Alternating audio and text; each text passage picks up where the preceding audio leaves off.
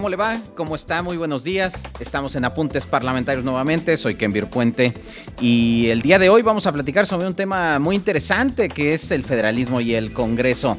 Recuerden que Apuntes Parlamentarios es un programa del canal de televisión del Congreso para el proyecto Radio Congreso. Recuerden también que este programa tiene la misión de acercar conocimientos sobre la vida parlamentaria, entender mejor el funcionamiento de nuestras instituciones, alejarnos quizá un poquito, solo un poquito de la coyuntura, de la pasión, de la política del día a día para tratar de entender mejor cómo funcionan nuestras instituciones y por qué tenemos las instituciones que tenemos. Y por eso vamos a platicar el día de hoy sobre federalismo y Congreso. Vamos a platicar además con dos extraordinarios invitados que son un especialista, el doctor Juan Olmeda del Colegio de México y el senador Noé Castañón, senador de la República por el estado de Chiapas. Bienvenidas, bienvenidos. Estamos en Apuntes Parlamentarios. Hora de praxis. Apuntes Parlamentarios.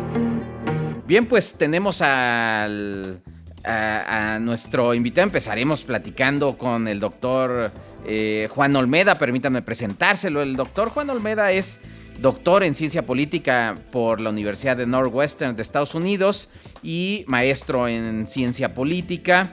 Y es un destacado profesor investigador del Centro de Estudios Internacionales del Colegio de México. Es miembro del Sistema Nacional de Investigadores.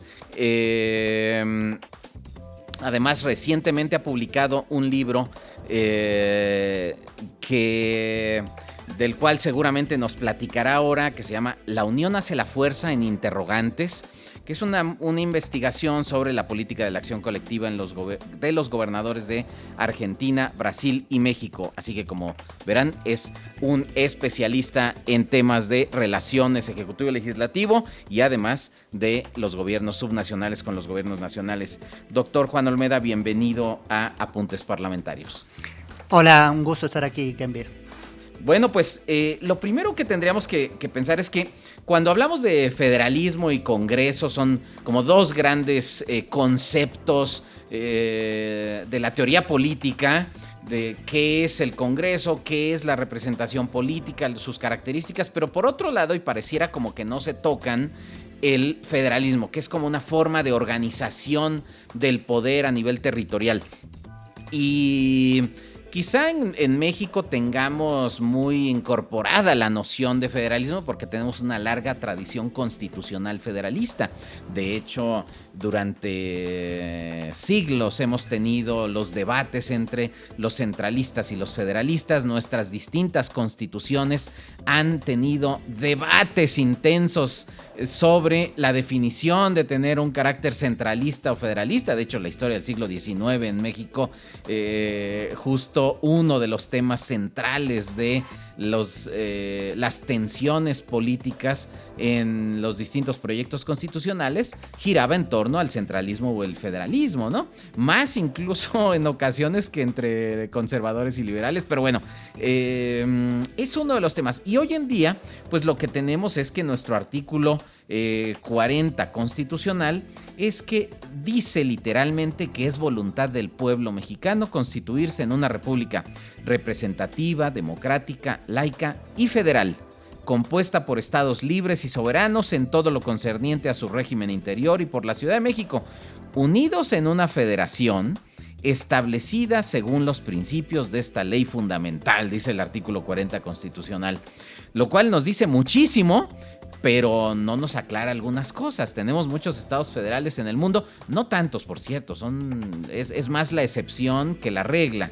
La mayoría de los países en el mundo son centralistas, los federales tienen una característica distinta, pero entonces, ¿a qué se refiere esto del federalismo? ¿Por qué tendría que importarnos el federalismo en nuestro régimen constitucional, doctor Juan Olmeda? Bueno, gran pregunta. Quizá empezaré diciendo que la forma organizativa federal supone que previamente a la organización o la unión nacional existen unidades subnacionales preexistentes que tienen autonomía y que deciden unirse y de alguna manera congregarse en un territorio común, ¿no?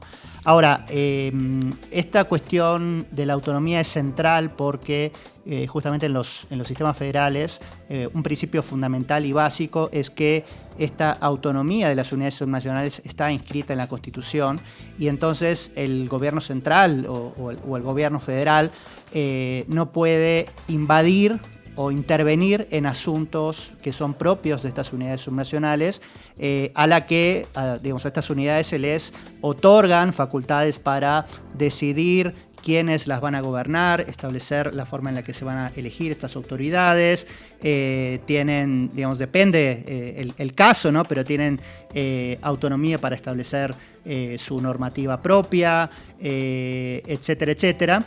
Y un elemento también muy importante y que afecta o que tiene una importancia muy relevante para entender la relación entre federalismo y Congreso es que el federalismo afecta de manera directa la forma en la que se compone o se diseña el Congreso. ¿Por qué? Bueno, porque establece que además de la Cámara Baja, digamos, o la Cámara de Diputados, como se suele conocer, que congrega a representantes directos de la ciudadanía, se agrega otra Cámara, que es una Cámara que se organiza a partir del principio de la representación territorial, ¿no? Esto quiere decir que en esa Cámara, que se conoce usualmente como Senado, están representados las diferentes unidades subnacionales en igualdad de condiciones, ¿no? ¿Esto qué quiere decir? Que a diferencia de la Cámara de Diputados, en donde la cantidad de legisladores se eligen o se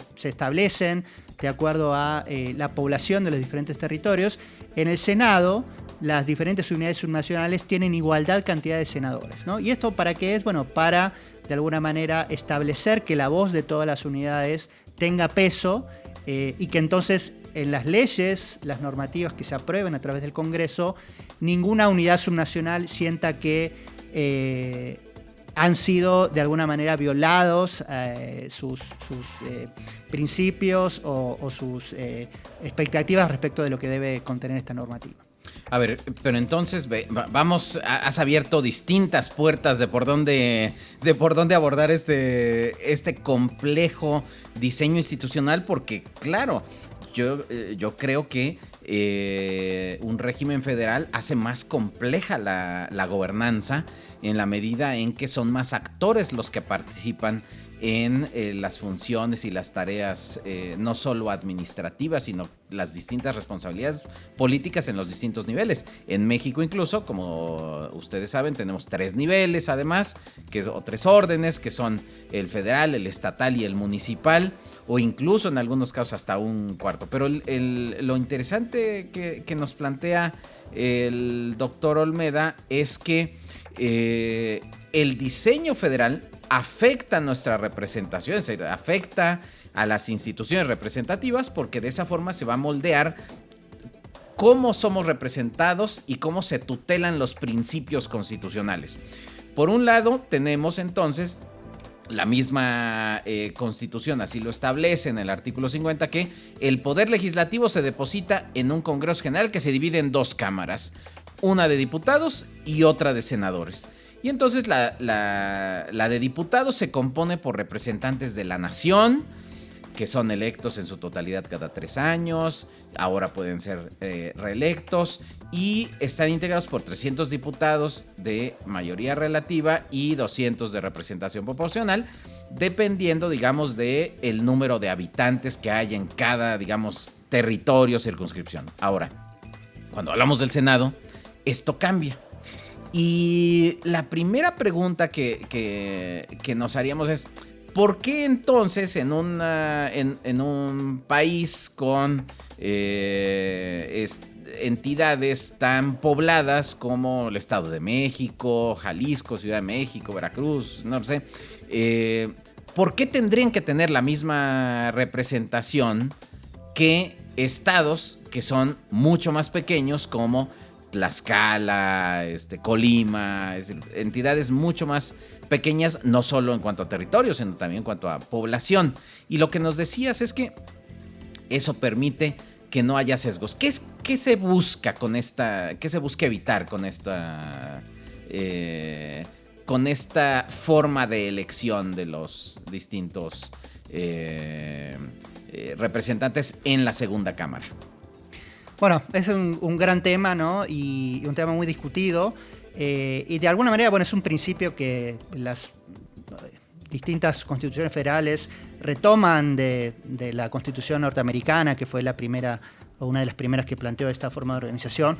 Y la idea detrás de esta cuestión de la representación paritaria de los estados o de las unidades subnacionales en el Senado, un poco parte de la noción de que siendo la Cámara de Diputados o estando la Cámara de Diputados definida en términos de la población, lo que se quería evitar es que las normativas o las legislaciones representaran simplemente los saberes o sentires o intereses de las regiones más pobladas del país, ¿no? Entonces, de alguna manera, al otorgar representación similar en el Senado, lo que se plantea es que, de alguna manera, este principio de que las normativas representen intereses de la población, también no, de alguna manera, no sean violatorias de los intereses o de los principios de las minorías, ¿no? En este caso de los estados o las regiones con menor cantidad de población. Entonces, de alguna manera, el principio detrás de esto es que las leyes, las normativas que se terminen sancionando, logren este balance, ¿no? Entre, de alguna manera, los intereses de la mayoría, pero respetando los intereses de las minorías, ¿no? Entonces, de alguna manera, el Senado aparece como una suerte de justamente balance de poder para lograr este tipo de equilibrio. Ahora, cuando pensamos en el diseño constitucional de las... En muchos países se les denomina segundas cámaras, no porque sean menos importantes o de segunda, sino porque se tiene en su diseño original una cámara o una asamblea que representa literalmente al pueblo con la elección directa o indirecta, como sea el diseño del sistema electoral, en donde está representado, digamos, el pueblo. Y una segunda cámara, los propios diseñadores institucionales dirían que una segunda cámara que es más conservadora, incluso por lo cual se requiere a veces mayor edad o mayores requisitos que para la primera para formar parte de ella. Y en esta segunda cámara, en el caso de los sistemas federales, tiene una representación por entidad federativa. Por ejemplo, en Estados Unidos hay por cada entidad 2 senadores que son electos en sus estados, que representan a esa entidad. Y en el caso de México, en el diseño original, también estaba dos senadores. Después hay una reforma para que haya 3 senadores, para que haya no solo representación por partido, sino que haya mayor pluralidad, y entonces se integra una senaduría por cada, una senaduría de primera minoría.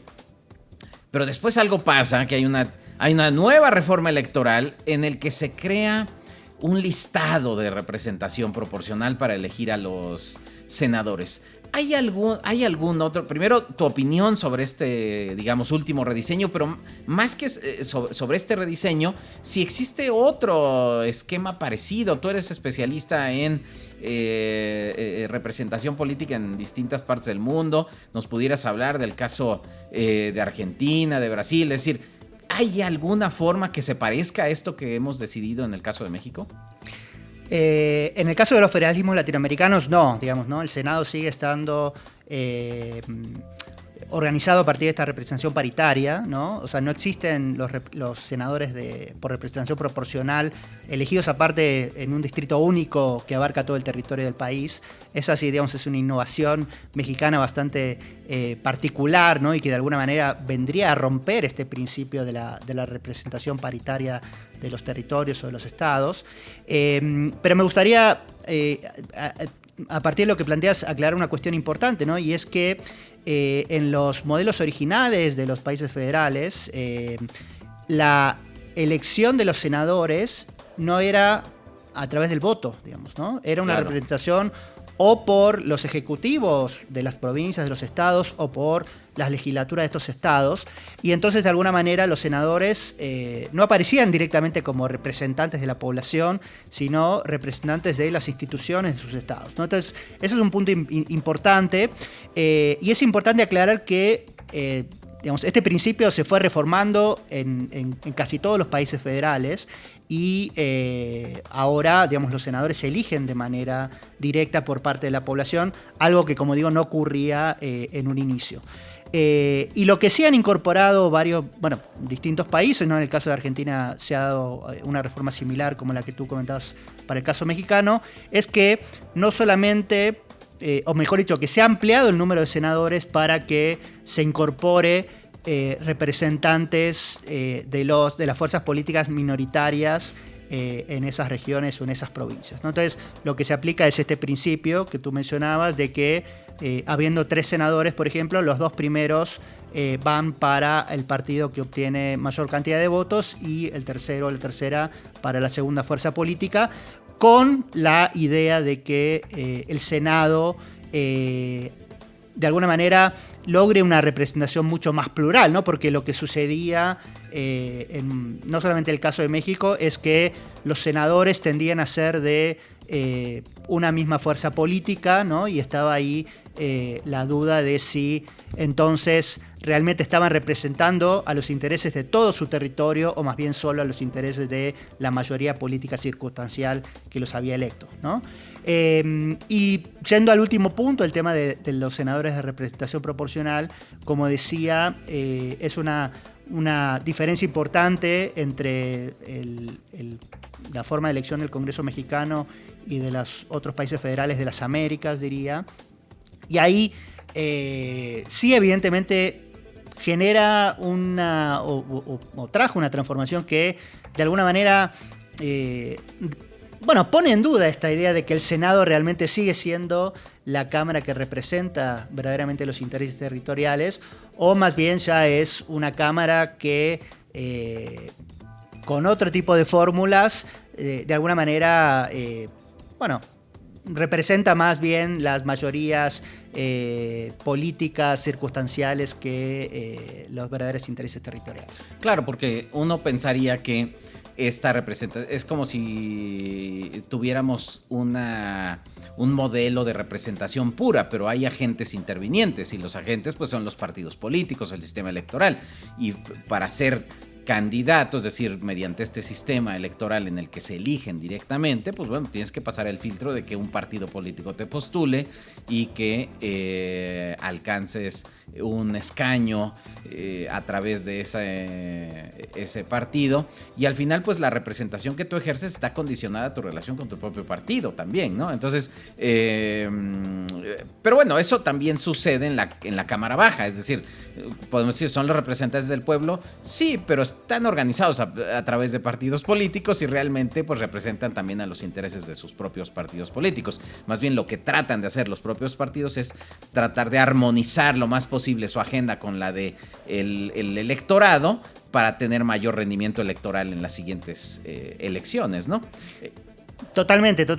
Digamos, cuando se de alguna manera establece este principio de que los senadores ya no sean electos por las instituciones de los estados o de las provincias y pasen a ser electos directamente por la ciudadanía, obviamente el rol de los partidos se vuelve más importante, ¿no? No porque antes no fuera nulo, evidentemente si un senador era electo por la legislatura local, evidentemente los partidos que tenían mayoría o que eran más importantes en la legislatura jugaban un rol muy importante, pero de alguna manera era una influencia indirecta, si se quiere, ¿no? Claro. Cuando se establece ese principio de elección directa, bueno, los partidos ya empiezan a jugar un rol importante porque son los partidos los que postulan a estos candidatos a las senadurías, ¿no?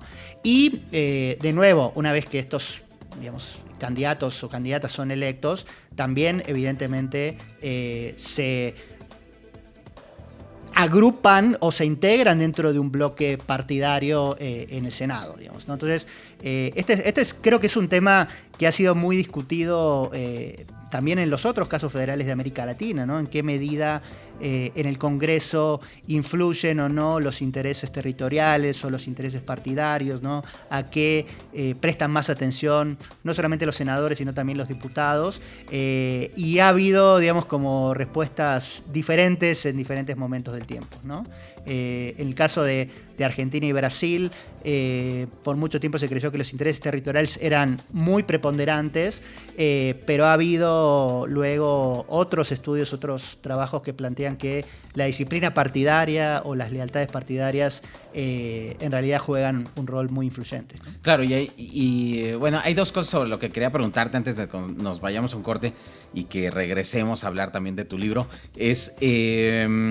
A ver, ¿qué tantos problemas genera tener esta simetría bicameral? Ahora que pienso, por ejemplo, en la crisis política del Ecuador y de cómo el presidente reclama legitimidad democrática, pero el Congreso también reclama para sí legitimidad democrática, y esto que advertía ya Linz hace muchos años de el conflicto de la dualidad democrática de las distintas instituciones, y pues ¿por qué tendría que prevalecer una sobre otra si los dos tienen un origen democrático y no hay ninguna prevalencia de uno sobre otro? También en el caso de las cámaras. Y eso por un lado. Y también te quería preguntar sobre cómo en otros países, en México no es el caso, pero cómo por ejemplo en Estados Unidos o en el caso también de Argentina, en algunos territorios, a su vez se repite el esquema bicameral de organización del poder legislativo.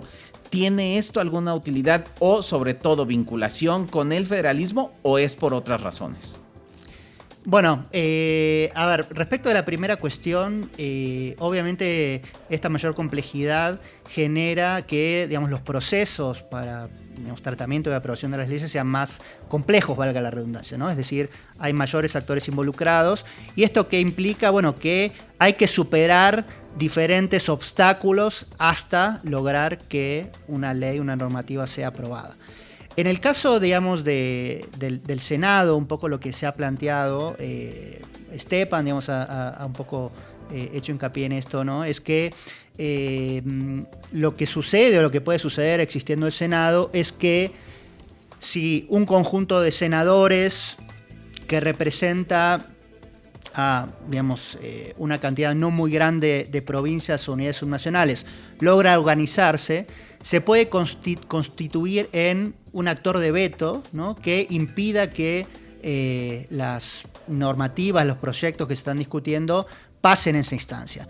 ¿Y cuál sería el problema de esto? Bueno, el problema de fondo tiene que ver con esta idea de, bueno, ¿qué pasa si un conjunto de estados o provincias pequeñas son las que conforman este poder de veto, y entonces de alguna manera ciertas normativas o ciertas leyes que favorecerían a una mayoría de la población son frenadas por, como decía anteriormente, provincias, unidades subnacionales en donde vive muy poca gente, ¿no? ¿Y qué es lo que esto genera en la dinámica política y en las negociaciones para la aprobación de las leyes, ¿no? Un poco el planteo para el caso argentino, para el caso brasilero, es que los presidentes que quieren impulsar sus agendas, entonces deben negociar con este grupo de senadores que puede convertirse en un actor de veto y otorgar ciertas compensaciones que realmente no deberían corresponder si uno considera el peso, digamos, poblacional o económico que tendrían esas provincias, ¿no? Entonces, de alguna manera el planteo es que esto lleva como a distorsiones motivadas por esta cuestión de la sobrerepresentación que tienen estas provincias en el proceso, ¿no? Buenísimo. A ver, vamos a ir a una pausa, pero cuando regresemos quisiera platicar con el doctor Juan Olmeda, profesor investigador del Centro de Estudios Internacionales del Colegio de México, quien nos acompaña esta mañana en Apuntes Parlamentarios, sobre el papel entonces de un actor fundamental del que hemos hablado poco, que son los gobernadores.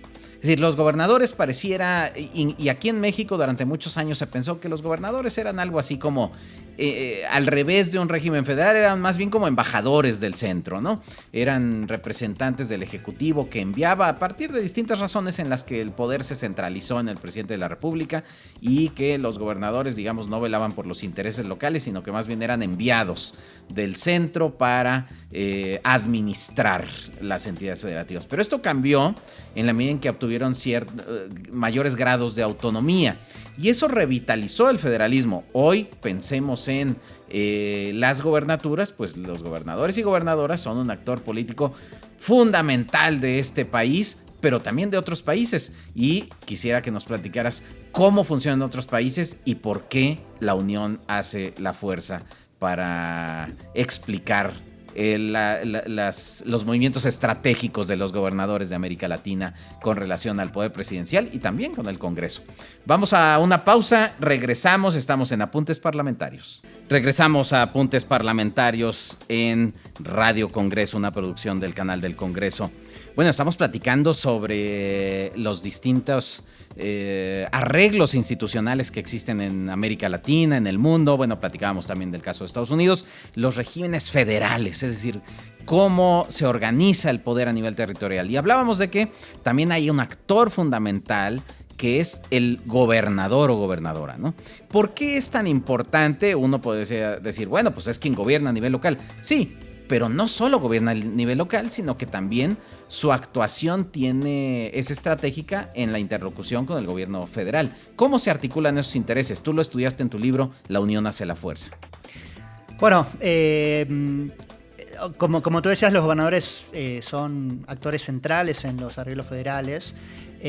Porque gobiernan sus territorios, como bien decías, y para hacer eso manejan recursos, manejan poder político, etc., ¿no? Entonces, un poco lo que yo estuve profundizando en mis diferentes investigaciones, y en una de ellas que se plasmó en este libro que mencionabas, es cómo los gobernadores, ante situaciones de negociación con el gobierno federal, logran o no construir coaliciones para negociar, valga la redundancia, de manera colectiva, o más bien deciden negociar de manera individual, ¿no? Entonces, un poco lo que hago es proponer una suerte de marco teórico o conceptual para entender esta situación, cuándo se da o cuándo no se da este tipo de negociaciones colectivas. Y a partir de eso lo que hago es analizar diferentes negociaciones en estos tres países en los que me enfoco, Argentina, Brasil y México, y veo un poco qué resultados tuvieron, ¿no? Debo decir que mi interés por el tema tuvo mucho que ver con algunas cosas que yo empecé a ver en México ya hace muchos años y que me llamaron mucho la atención, porque, como bien decías, el caso mexicano ha sido entendido durante mucho tiempo, fue entendido durante mucho tiempo como un caso en el cual los gobernadores eran meros subordinados del presidente, simplemente lo que hacían era acatar sus órdenes y implementar las políticas que venían desde arriba, pero de alguna manera esto se empieza a quebrar hacia finales de los años 80, durante la década de los 90, cuando comienzan a ser electos gobernadores de otros partidos políticos diferentes a los del PRI, y además se da un proceso de descentralización bastante importante que transfiere recursos y responsabilidades a los gobernadores. Y obviamente luego de la alternancia a nivel presidencial en el año 2000, esta situación se hace todavía más evidente, ¿no? del rol más activo que tienen los gobernadores. Y un elemento, un hecho importante que para mí marca un antes y un después, tiene que ver con la conformación de la CONAGO, digamos, ¿no? Este organismo que nuclea a todos los gobernadores, que ha ido variando en su perfil y en su relación con el Ejecutivo a lo largo del tiempo, pero que en sus inicios se constituyó como una organización enfrentada al Ejecutivo y que de alguna manera planteaba rediscutir de manera mucho más profunda las relaciones entre los órdenes o niveles de gobierno, ¿no? Entonces, a partir de eso, trato de ver si esto se repitió o no en los otros países y qué resultados generó este tipo de organización colectiva en la vinculación entre los gobiernos estatales y el gobierno federal. Claro, es muy importante entender que el federalismo se articula justamente con la identificación de distintos actores a nivel local.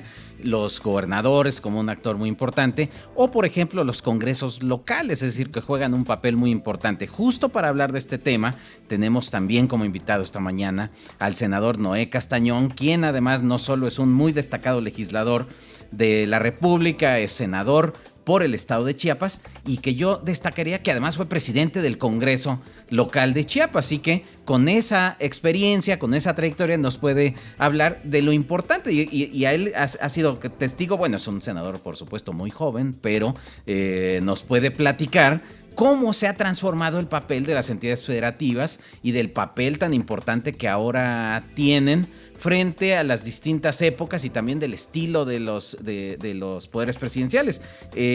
Senador Noé Castañón, bienvenido a Apuntes Parlamentarios, gracias por acompañarnos. Kenvir, muchas gracias por la invitación, siempre es un placer acompañar a tu auditorio, a ti, y gracias por las flores de la juventud. Yo creo que coincidimos en ella plenamente, como también coincidiremos en el tema de el parlamentarismo y el federalismo.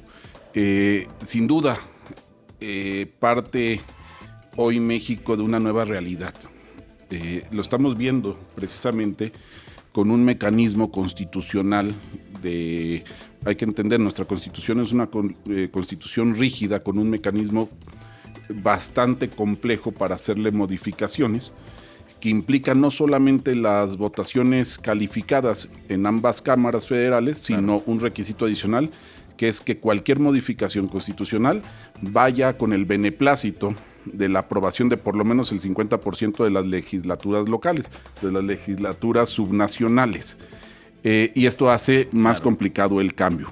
Pero aquí hay que destacar que en este andamiaje de construcción o de tránsito por los congresos locales, se ve reflejado precisamente el cambio que ha tenido la naturaleza misma de estos entes parlamentarios subnacionales al día de hoy y su relevancia.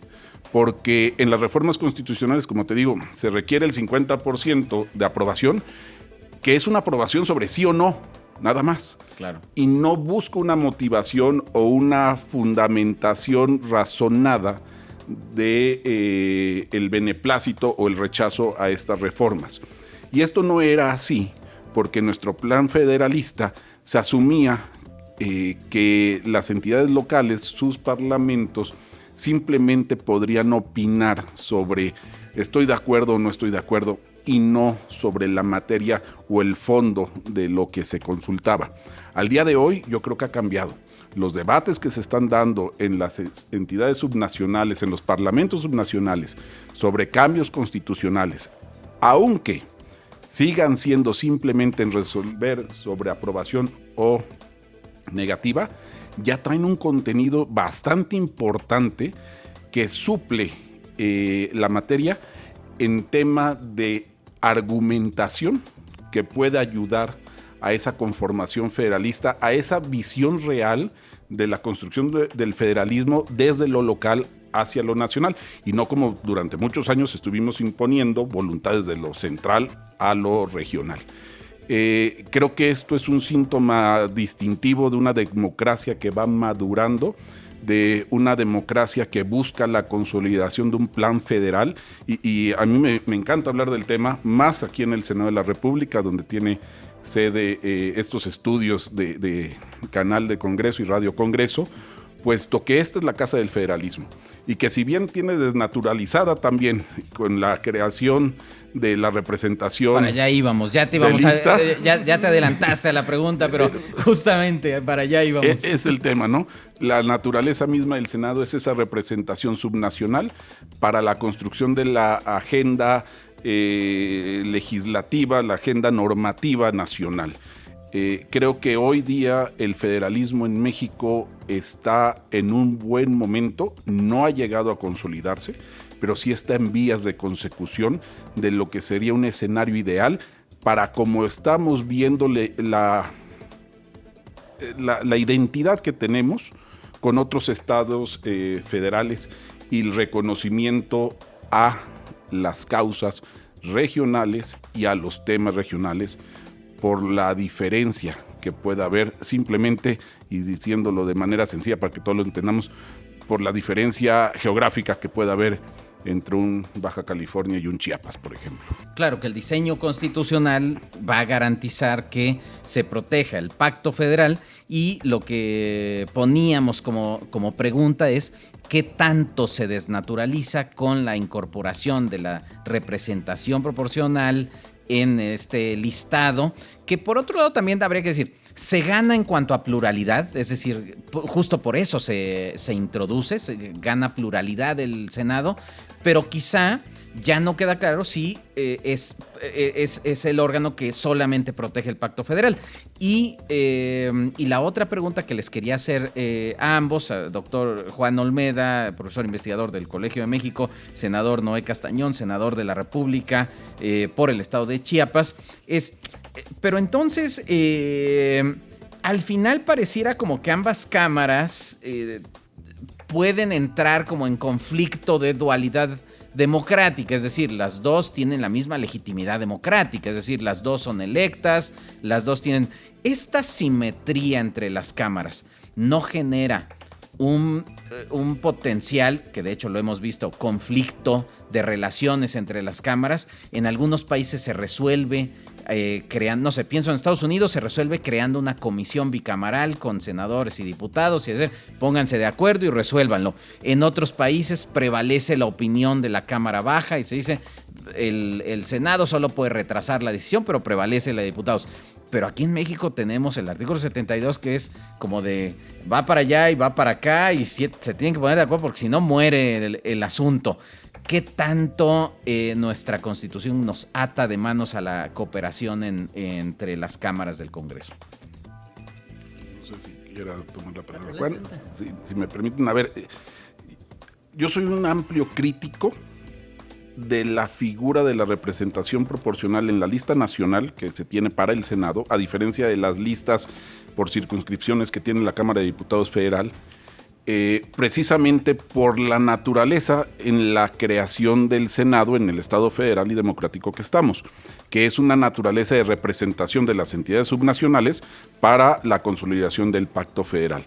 Cuando se crean estos nuevos senadores que vienen de una lista única por partido, a mi forma de ver, sí desnaturaliza la propia figura del Senado para como estaba desde su origen conformado. Ahora, en el choque que hay de funciones, pues efectivamente, yo creo que más allá de un choque, lo que sí se debe de connotar es ese blindaje con el que empecé mi intervención, ese blindaje a nivel constitucional de la propia Constitución. Es decir, cuando hablamos de un sistema bicameral en México y que en este sistema bicameral no prevalece la decisión en la mayoría de los casos, porque hay asuntos que la propia Constitución delimita de facultades exclusivas a cada una de las cámaras, pero en la mayoría de los casos, al no hacer un diferendo sobre quién pese más, permite que todas las resoluciones legislativas del proceso parlamentario se den en torno a una representación integral de la federación. Es decir, entendiendo la naturaleza de la Cámara de Diputados como una representación poblacional por distritos federales que atienden a el volumen o a la masa de los habitantes de ese distrito, y entendiendo la naturaleza del Senado como una representación de cada estado subnacional para la conformación de la federación, entiendo que los asuntos que pasan por ambas cámaras en convivencia, revisión o sanción, atienden a la naturaleza de la amplia discusión para la que va a ser la norma jurídica vigente, aplicable en todo el territorio nacional y a todos los nacionales, porque también vemos normas que tienen aplicación extraterritorial, pero para nuestros nacionales. Entonces, claro, en esa conformación yo veo que sí convive nuestro sistema en un amplio debate y no en una competencia. Y para los temas de competencia, como ustedes, dos grandes académicos y personas que saben de derecho constitucional, está la facultad exclusiva de cada una de las cámaras. Creo que hay aspectos a mejorar, sin duda. El tema de la política exterior, que es facultad exclusiva del Senado, tiene una naturaleza por la representación, no atendiendo a la población, sino a las entidades subnacionales. Pero también tenemos el tema, por ejemplo, del presupuesto. El presupuesto que atiende a la federación completa es una facultad exclusiva, y por eso no es ley, exclusiva de Cámara de Diputados, que no trasciende a Cámara de Senadores. Cuando sí tiene afectaciones directas, esa aprobación presupuestaria que hace en lo individual diputados a las entidades federativas. Entonces, sí hay temas que debemos todavía que revisar, seguir construyendo. Para eso estamos funcionando permanentemente, el constituyente permanente, compuesto por las dos cámaras y las entidades locales, en ese andamiaje de fortalecimiento del federalismo, porque al final es lo que dice nuestra Constitución: somos un Estado federal y tenemos que consolidar ese Estado en la consecución de mecanismos que den esa amplia representación. Claro, has tocado además un punto crucial, pero que además parece que le da calambres a los gobernadores y gobernadoras cuando dices, bueno, ahora aprobemos el presupuesto también acá en el Senado, y entonces eso haría mucho más complejo el proceso presupuestario, pero quizá lo haría mucho más equitativo, es decir, en la medida en que en la Cámara de Diputados la representación está dependiendo del peso que tiene cada entidad, y en el Senado no, y eso podría ayudar a equilibrar un poco el presupuesto. ¿Cómo se resuelven estos dilemas, doctor Juan Olmeda, sobre...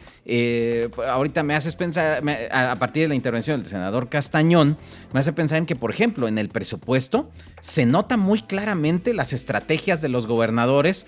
Tu libro de La Unión Hace la Fuerza habla pues de estas estrategias de coalición que hacen gobernadores, e incluso de coalición a veces de muchos partidos, a veces no tan identificados ideológicamente, pero que pragmáticamente les son útiles a los gobernadores para movilizar sus votos a nivel nacional, ¿no?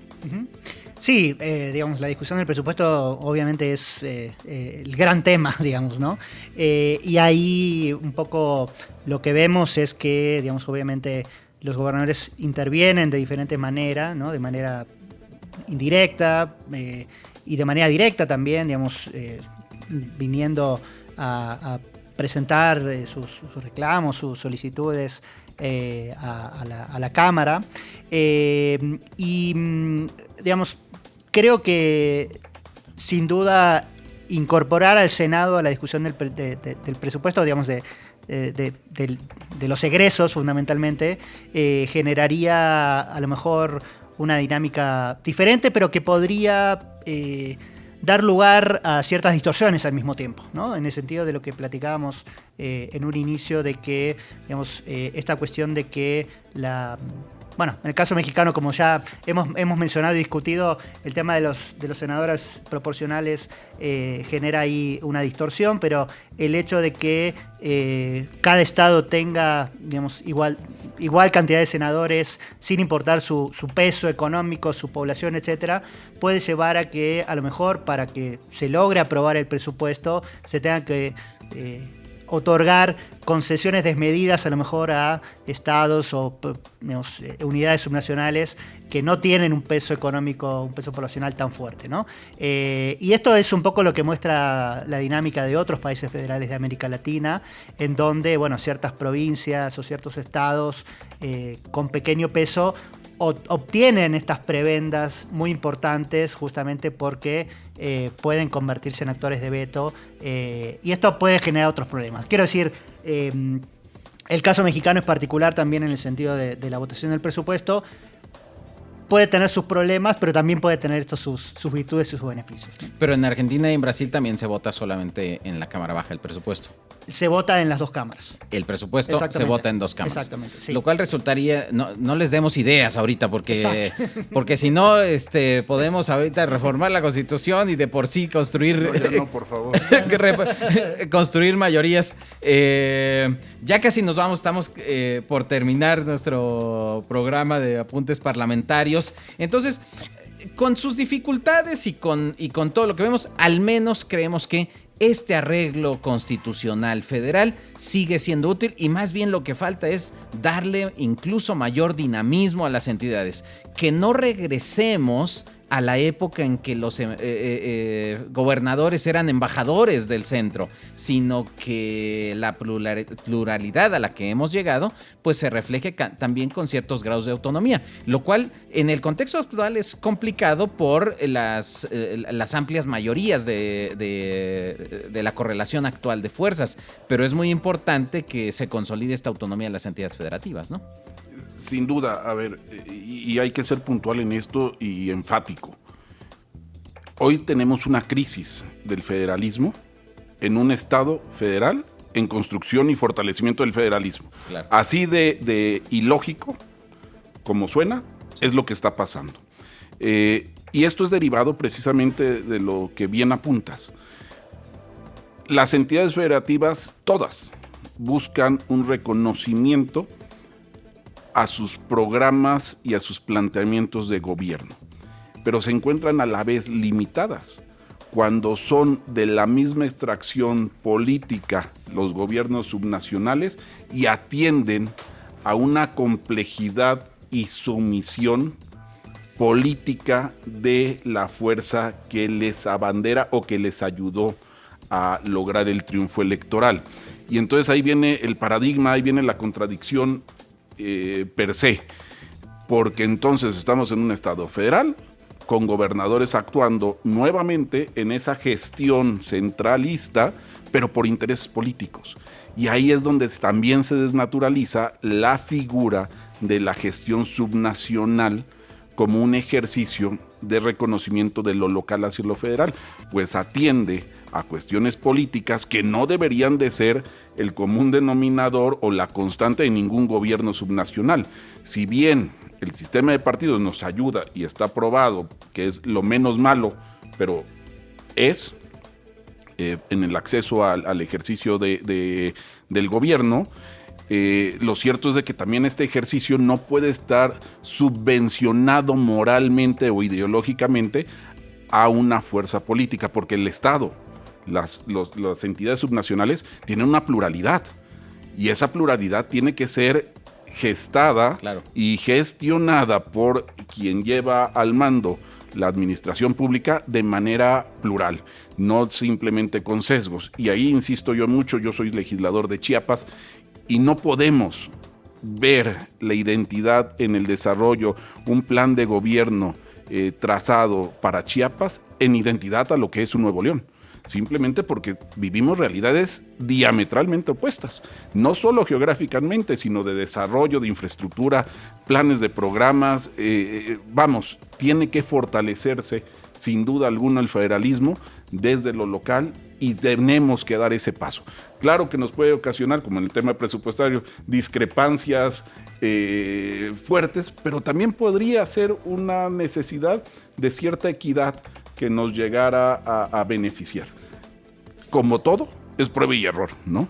Claro, afortunadamente. Y hay que buscar que las entidades federativas no son monolíticas, hay pluralidad en su interior y justo la diversidad de este país debería de reflejarse. Justo el pacto federal es la integración de las distintas diversidades que existen también a nivel local, no son unidades monolíticas.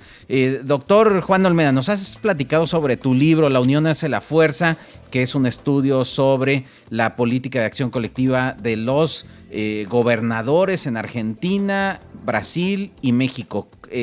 ¿Cómo puede el público conseguir ese libro o contactarte si tiene más interés en conocer de tu investigación? Además, nos platicabas que ahora estás haciendo una investigación sobre el tema de los conflictos entre entidades federativas y gobierno federal con relación al COVID-19, ¿no?